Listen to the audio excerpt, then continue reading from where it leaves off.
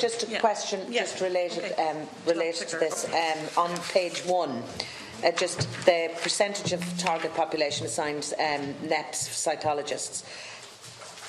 Is that just correct me? I could be misreading this, but to go from 0.95 to 99.7 of the target, and underneath it, the percentage of schools assigned NEP psychologist, is that 99.4 of the schools?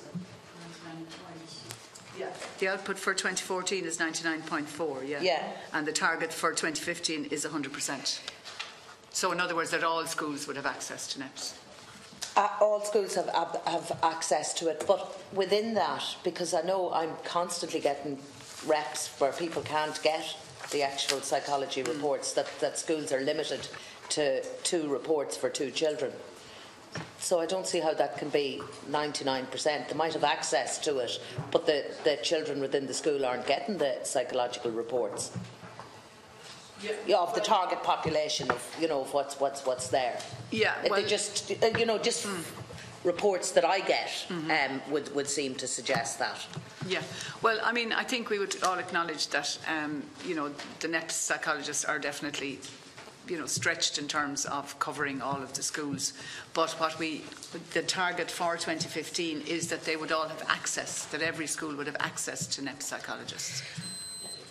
Now, that doesn't mean that they have as much as you or I would want them to have, but it is, I suppose, it is a service that has, I suppose, not been as well resourced as we would like, but our target was to ensure that every school would have access to NEPs. It's just that I know that kind of like where you say like the schools would have access.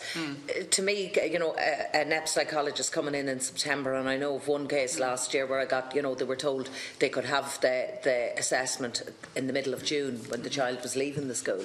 Right. And for a child that needs that psychological report to have to wait the whole academic year, I just think there's a huge area there that when you look at the figures there, that there's an awful lot of work, and maybe when you talk about the capital funding specific to education, that's an area that needs to be certainly looked at, I feel. Yeah, I think you're right. I mean, we have made some progress in having access for all schools, but certainly the amount of access, I think, is the issue. I'm sure you know as well that the National Council for Special Education has proposed reforms in the whole area of support for children with special learning needs in the schools. And because we didn't have all the data, we haven't been able to introduce that this year. We're awaiting data, particularly on complex needs, which we haven't got as yet from the HSE. But the intention is to introduce this new model of allocation within, in the near future. And we are establishing a pilot this year, and there are a number of schools, I think it's 48 schools, that will be participating in a pilot to see how the new model will work.